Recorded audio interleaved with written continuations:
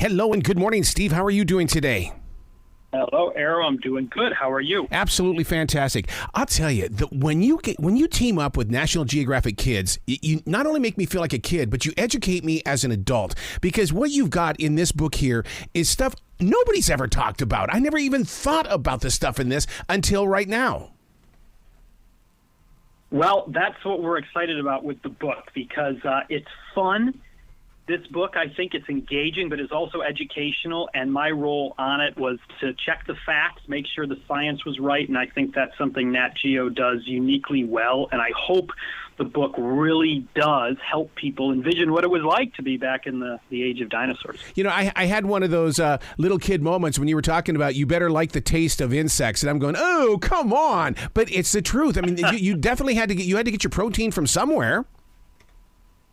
You did, so you could hunt a triceratops if you wanted. That would probably pose some dangers, or you could eat a lot of insects. When you say that you have to go and do the research, where is this information even located at? I mean, it can't be just on Google. Well, you know, I'm a paleontologist, and it's my job to study dinosaurs and dig up dinosaurs and other fossils. Kind of like a historian, it's their job to study human history. So for me and for other paleontologists, we train for a long time. We get a lot of experience in collecting and interpreting fossils. And the fossils are the clues from Earth history. These are the dinosaur bones and teeth and skeletons that are preserved in rock. That tell us what the world used to be like and who the characters were in these ancient worlds. And so there's not a single source of information on paleontology, just like there isn't on history or any other field. But those of us who study these things, we build up a lot of specialist knowledge, and we, of course, build up a lot of technical knowledge on things and databases and in technical books, academic books, and so on. But that stuff's not very accessible to the public. So one of the things I love about books like How to Survive in the Age of Dinosaurs and other books that National Geographic does is that it brings that really highly technical information into the public realm in an engaging and fun way. Well, you teach us that the figure known as the human back then, it wasn't all about just living in a cave. You have a way that it teaches us that we slept in trees. And then what I love, though, is on the next page, you kind of teach us on how to do it in this modern world. Yeah, that's what we want people to think about as well. You know, the age of dinosaurs was a long time ago, long before there were any humans on the planet. You know, we never did have to stare down a T-Rex, thankfully. Yeah. But by thinking about what that might have been like and thinking about how to survive in a world that was so old, that the atmosphere was different, that the temperature was different, that the climate was different, that the types of plants around were different, that having that thought process will help people also, especially young people, understand the world around them today and understand that the Earth does change and that organisms have to deal with that, have to adapt to that. So I hope that by looking into the deep past, it gives people a greater appreciation for the present. You know what's kind of scary is the fact that you say that humans were on that food chain. It's like, what? But then when you sit back and think about it, you're going, yeah, we definitely, we weren't the dominant one back then.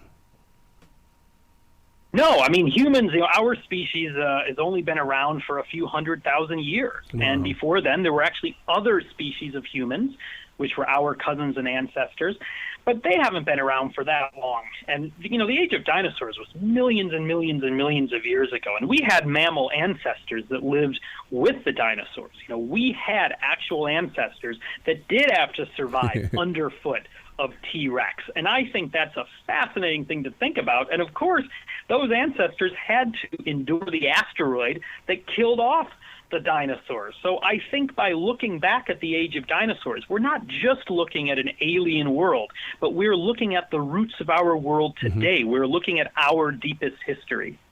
What's fascinating here is, and I would have never thought about this, but you actually give us the insight on how we could have trained those dinosaurs. Movies, we ran away from them. We were in fear of them. We didn't train them, but in your book, you kind of show us the way.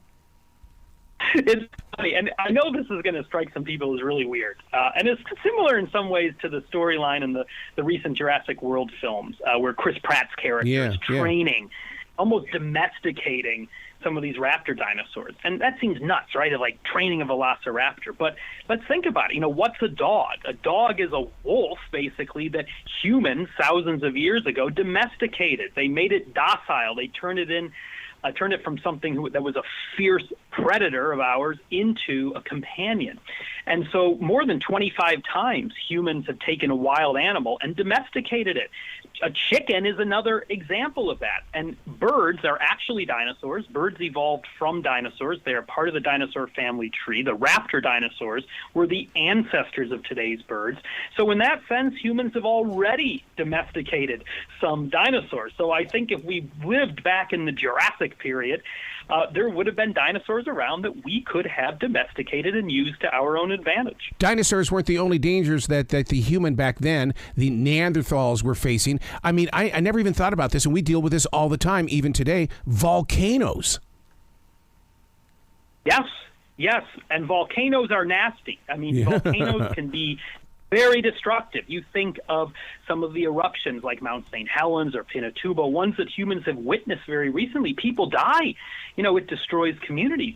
But these volcanoes today are nothing compared to some of the enormous mega volcanoes that once erupted. There were times when there were volcanoes that were basically like Grand Canyon-sized fissures in the earth that opened up and spewed out rivers of lava for hundreds of thousands or even millions of years. I mean, imagine the destruction. And the destruction was vast. These volcanoes were so powerful. They released so much nasty gas from deep in the earth that they poisoned the atmosphere. They led to climate change, and they led to big extinctions.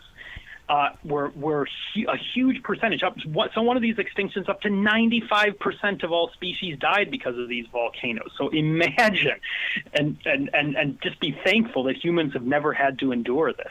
So many of your pictures include these big jungles. And to me, I look at these trees and I think it had to have been hot. So, I mean, were the temperatures cooler than what we are right now, since they say that we're in this hot period now? Or are we just pretty much hanging out with the same kind of weather vibe?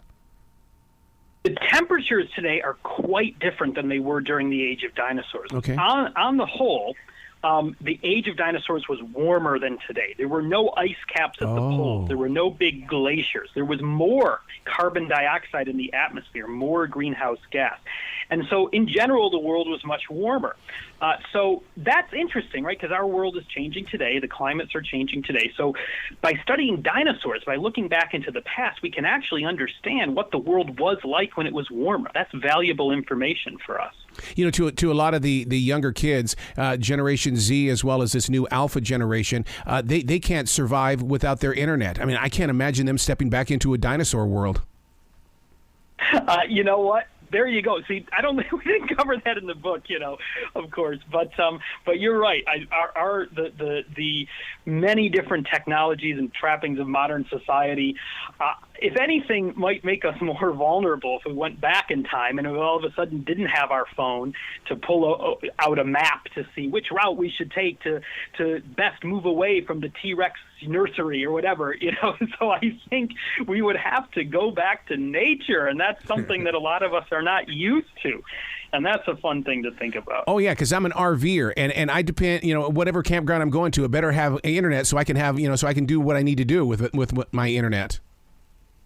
I'm with you there. I mean, I'm not an RVer, but I love camping. We camp out, a lot when we're doing field work to dig up fossils. We're going to be going out to New Mexico soon in a couple weeks to do that. And we're really out in the middle of nowhere there, very bad reception. And at first it's always weird, but you know what? I kind of like it when not having all the emails to come in from the university, all the bureaucratic stuff I have to do. When you're digging things up, because I believe in this theory called Dear Future Reader. I'm a daily writer, so I always look at it as being letters to somebody in the future. I'll never meet them. Do you feel that the dinosaurs have left you a message?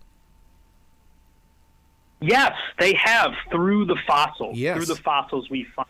It's a message that maybe they didn't intend to leave. I don't think anything ever intends to become a fossil, but it's a message from the past. And it's the same way I think archaeologists find clues from human history. It just tells us what their world was like. It helps us see how the Earth has changed, how the Earth is a very old planet, how the Earth has been through so much. It helps us, really, as paleontologists, really are historians, prehistorians, and it just helps us understand the Earth. And that's what I love about being a paleontologist. Man, you got to come back to this show anytime in the future, Steve. The door is always going to be open for you. Well, thank you, Arrow. It's great. I love your enthusiasm. I think we play off each other well because we love this stuff. It's so cool. It's so fun to think about these things. I got a great job being able to study dinosaurs, and I love talking about them. So let's do it again. And vicariously, we live through you, sir. You be brilliant today, okay? All right. Thanks a lot. Cheers, Arrow.